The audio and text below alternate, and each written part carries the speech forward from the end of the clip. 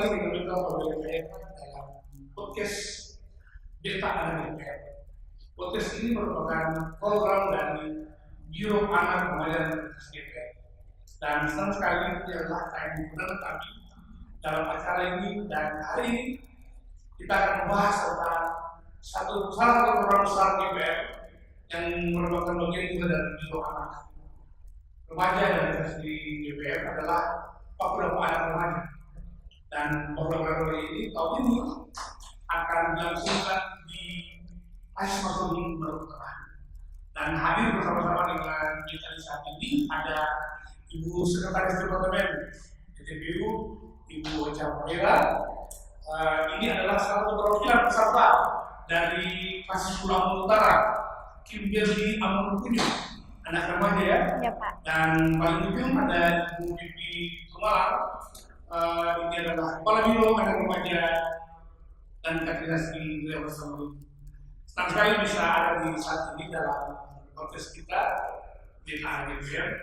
Dan sebentar lagi kita akan menuju ke Baru Tengah, ke Masudi untuk acara beberapa anak remaja. Dan ini adalah event yang sangat besar di GBM juga karena melibatkan semua orang dari Maluku dan Maluku Utara. Ibu Ocha bersama saja, Bu Ocha, Direktur Akrab. Tahun ini ada sesuatu yang berbeda dari pelaksanaan program anak dan remaja DPM ini, di mana tahun ini ada selain anak remaja DPM berkumpul, kita juga membuka dan melibatkan kas-kas inklusi dan beda agama ya, beda denominasi ya, termasuk beda agama, ada Islam terlibat dan lain termasuk suku-suku sekitar yang ada di Maluku Tengah. Apa yang mendasari DPR sehingga melaksanakan kegiatan dalam ini? Oh ya, terima kasih Pak. Pertanyaan yang menarik, dan tentu sebagai gereja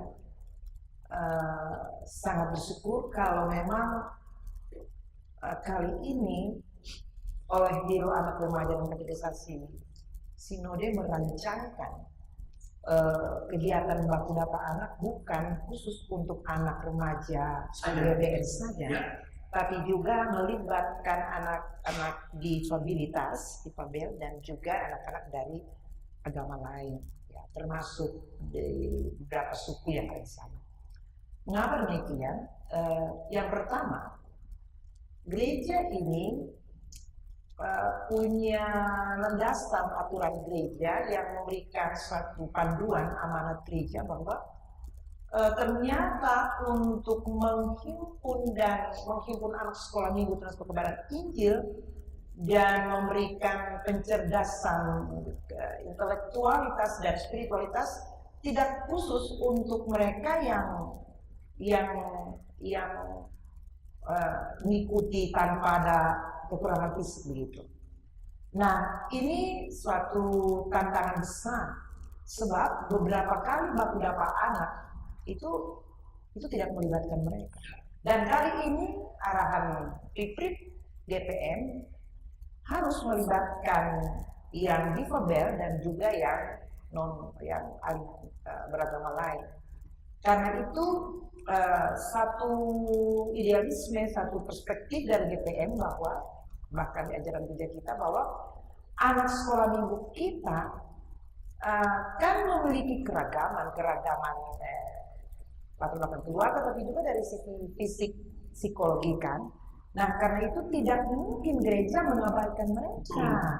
Masa sih anak sekolah minggu dengan seluruh aktivitas sekolah minggu mereka berkumpul hanya dengan mereka sendiri.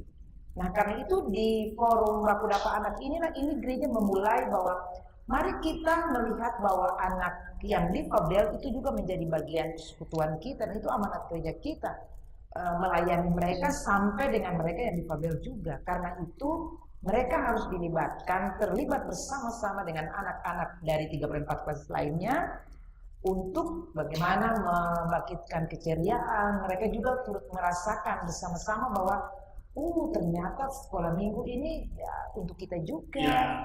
Nah, itu yang pertama ya. Yang kedua untuk yang yang beda agama, termasuk Islam, Katolik dan dari agama-agama suku ya. Yang gereja mau bilang begini, mereka dengan kita itu bersaudara. Jadi ini suatu edukasi dalam proses baku dapa anak ini bahwa ternyata keterlibatan mereka dengan kita anak GPM itu penting untuk membangun suatu kebersamaan di antara pluralisme yang banyak ini. Jadi anak-anak kita tidak melihat bahwa mereka itu berbeda, mereka itu agama lain, dan karena itu kita tidak usah berteman dengan dia gitu. Padahal anak gereja adalah anak bangsa juga yang harus memupuk persaudaraan dan perdamaian di negeri. Dan terasa itu dua hal yang memang gereja mau sampaikan akan melalui kegiatan baku dapa anak remaja dengan kemasnya di dalam berbagai konten-konten di itu baku dapa anak. Ini menarik Ibu Ica. Jadi memang tidak salah membaca, memang tema besar kita adalah kita setara dan bersaudara. Iya. Ya, jadi dari penjelasan Ibu Ica tadi sudah jelas bahwa tema ini diarahkan supaya kita melihat sesama kita adalah sahabat dan saudara. Dan tagline gereja kita juga jelas, kita adalah GPM, Gereja Orang Saudara. Dan untuk tema ini bagaimana IPH melihatnya lewat segmen review. Iya. Iya, kali ini memang Gereja Pusat Maluku dalam kegiatan baku dapa anak remaja dan katekisasi GPM lalu dipandu dengan tema kita setara dan bersaudara. Tentu menggunakan tema ini dengan memakai kalimat kita setara dan bersaudara ini punya maksud dan tujuan. Sebagai gereja kita berpolakan pada Kristus kan, dalam hukum kasih mengajarkan kita untuk mengasihi. Nah, mengasihi sama manusia seperti dirimu sendiri. Nah, karakter Kristus inilah yang mau disampaikan lewat tema kepada seluruh anak DPM, tapi dua anak di beberapa agama lainnya dan juga bagi anak yang difabel. Nah, di sini mau mengatakan bahwa antara mereka yang difabel, mereka yang beragama lain, itu kita semua sama-sama ciptaan Allah. Kita homo imago Dei, kita serupa dan segambar dengan Allah, kita citra Allah. Karena itu tidak boleh kita lalu menganggap diri beta anak remaja itu berbeda dan lebih besar, lebih tinggi dari teman remaja yang lain, itu tidak bisa. Jadi kita memang mesti sama. Anak remaja di kasus Pulau Ambon dengan anak remaja di kasus Wekan, kita semua setara. Anak remaja yang tanpa keterbatasan fisik dengan mereka yang juga difabel itu di hadapan Tuhan sama. Tidak ada yang berbeda. Karena itu tema ini mengajak seluruh anak remaja di GPM bahwa mari kita membangun kebersamaan. Kalaupun ada perbedaan, entah itu budaya, dan secara ekonomi, latar-belakang keluarga dan lain, itu pemberian. Itu kasih karunia Allah yang mesti dikelola dengan baik supaya tidak ada satu sikap untuk tidak menghargai yang berbeda itu. Nah, iya, gitu ya. Dan juga diajarkan ya, kasihlah sesama manusia seperti Kristus. Ya. Dan itu konteks yang akan kita hadapi di beberapa remaja kali ini. Luar biasa Ibu Ica. Ibu Bibi, sebagai Kepala Biro Anak Remaja dan GPM, tema besar ini kemudian menjadi kekayaan bagi kita mengelola beberapa anak remaja kali ini. Nah, untuk kesiapan kita, kalau misalnya konten-konten apa saja yang akan disajikan dalam beberapa anak remaja kali ini? Ya, Bung Fabio, terima kasih.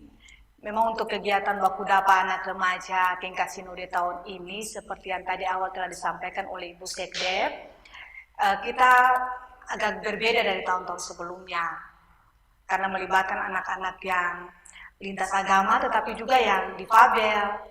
Dan karena itu beberapa konten kita pun mengarah ke situ. Ya. Ada materi-materi yang disiapkan supaya juga memperkaya anak-anak kita. Ya. Bagaimana mereka bisa hidup berdampingan dengan anak-anak yang lintas agama, tetapi juga yang difabel.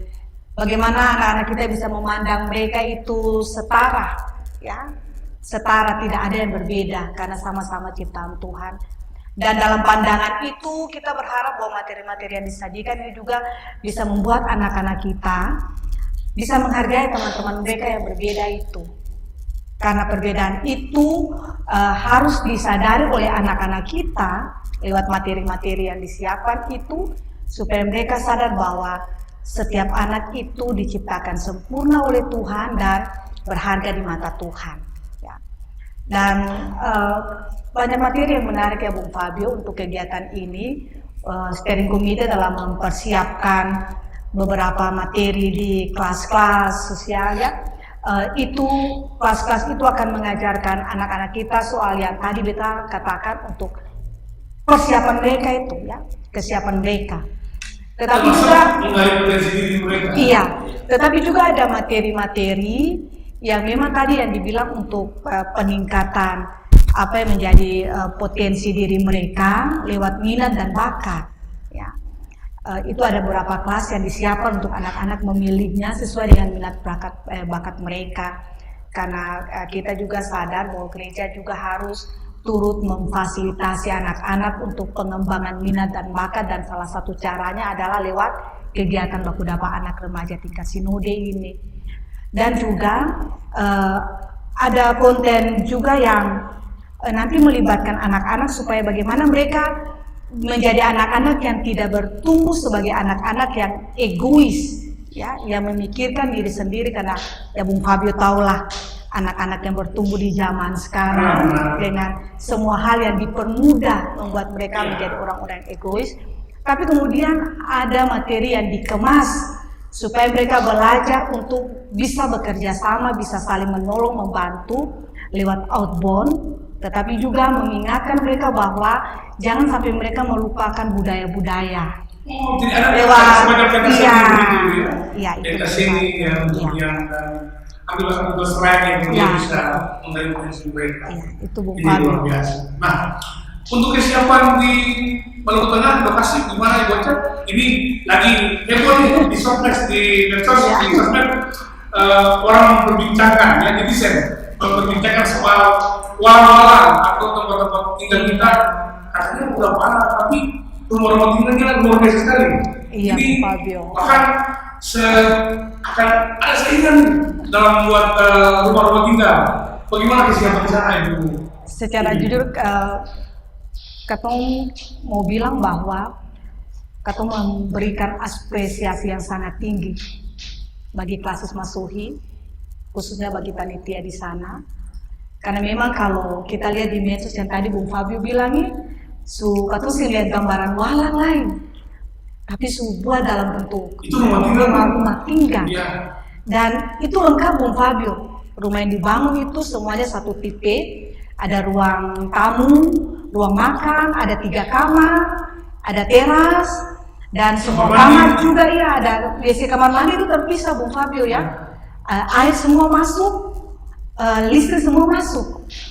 Jadi anak-anak memang kali ini tidak berdesak-desakan untuk nanti mesti mandi giliran dan sebagainya. Jadi mungkin Ibu Bibi kasarnya mau dibilang buat anak-anak DPR dari butuh hal-hal yang negara jauh, tidak usah khawatir. Iya, betul.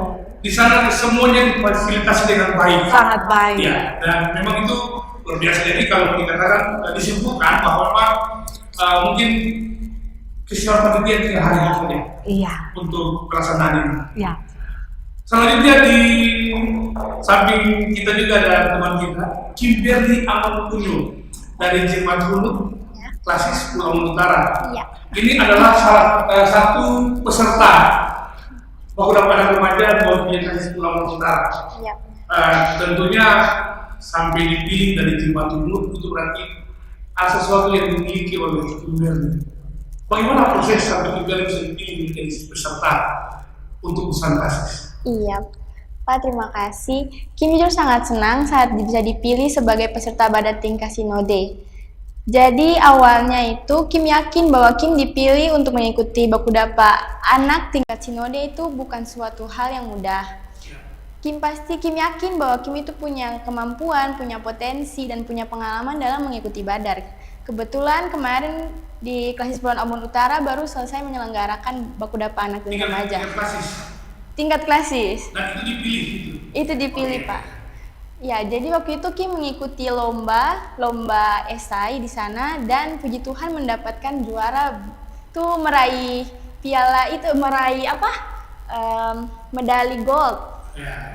Ya, Kim di situ Kim mengembangkan kemampuan-kemampuan yang Kim punya yang selama ini mungkin Kim tidak mengembangkannya. Jadi Kim yakin nanti di Badar Tingkat Sinode ini Kim harus lebih mengembangkan kemampuan-kemampuan yang Kim punya. Ya, tentunya kemampuan bukan dari segi akademik saja ya, tapi bagaimana spiritualitasnya dan kebersamaan dengan orang lain. Sesuai dengan tema kita ya. Bagaimana Kim melihat tema ini? Kim melihat tema ini kita setara dan bersaudara. Apalagi tadi sudah ada penjelasan tuh bahwa kita melibatkan ada teman-teman yang disabilitas dan juga agama-agama lain yang sendiri. Bagaimana Kim melihatnya? Kim sangat senang karena di tema baku dapa anak remaja kali ini itu sangat-sangat bagus, jujur Pak, karena di zaman sekarang ini kebanyakan teman-teman sudah tidak lagi mempedulikan orang-orang yang atau teman-teman atau saudara-saudara kita yang beda agama atau yang disabilitas. Mereka lebih mengutamakan sesama mereka yang mungkin seagama atau yang normal. Ya. Dan itu juga kita tidak bisa berpikir bahwa banyak sekali dari pembulian di situ. Iya, pembulian Pak. Nah, mungkin saja dengan acara ini gereja mau bilang bagi semua anak remaja bahwa kita sama dan setara. Ya, benar. Ya. Kim senang? Sangat senang. Sangat senang. Kita doakan sama-sama supaya semua berjalan dengan baik. Amin. Apa sih yang sudah disiapkan di klasis? Mungkin bisa kasih bocoran? Boleh Pak. Jika ditanya kesiapan, Kim bisa pastikan bahwa kami dari Klasis Pulau Ambon Utara sudah sangat siap untuk mengikuti. Luar biasa. Ini luar biasa percakapan kita di podcast kali ini karena ini memang betul beta anak BPM. Paling terakhir nih untuk guru ketiga, kita punya waktu singkat, tapi yang pasti dalam semua kegiatan apapun ada harapan.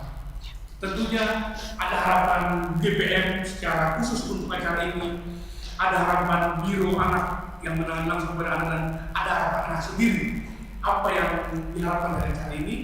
Kita mulai dari Ibu Sekdep.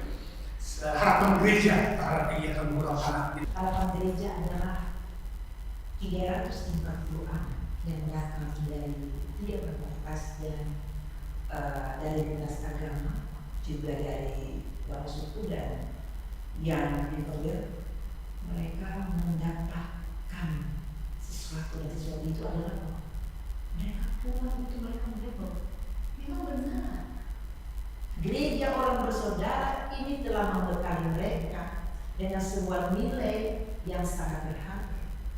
Bahwa memang gereja sangat peduli mereka.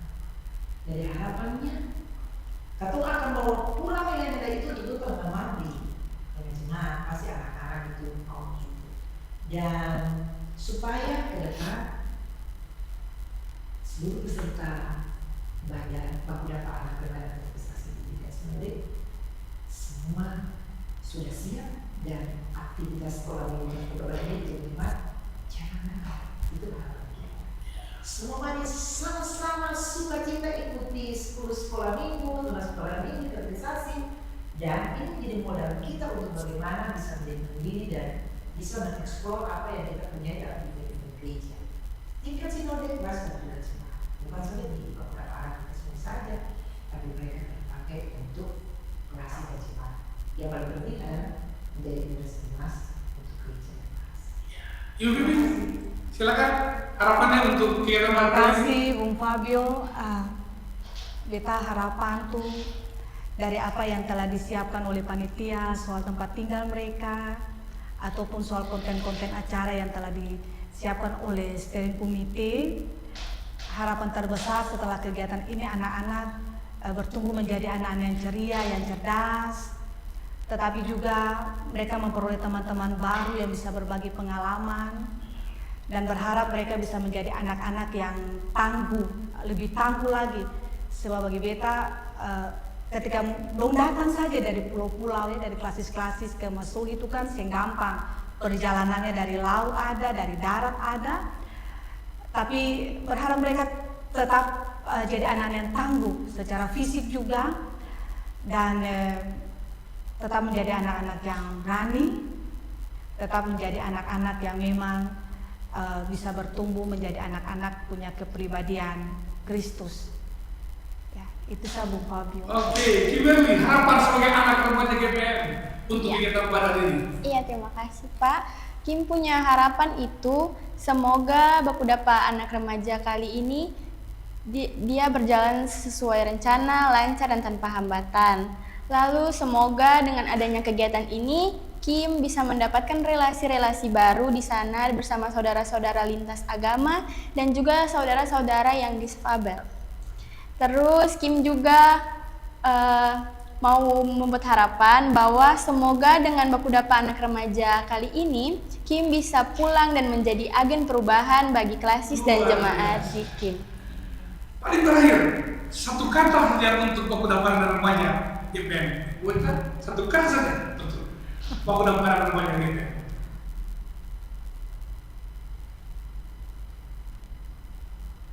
Cinta. Cinta. Kim. Keren. Keren. UPP. Keajaiban. Kalau beta istimewa. Dan beta menutup podcast ini jalan-jalan ke Epati sambil jalan ke Pemakan Habis. Acara beberapa anak ini pasti Tuhan berkati dan saya beberapa di kota Mesuh. Beta pamit, saya beberapa di podcast selanjutnya. Beta anak.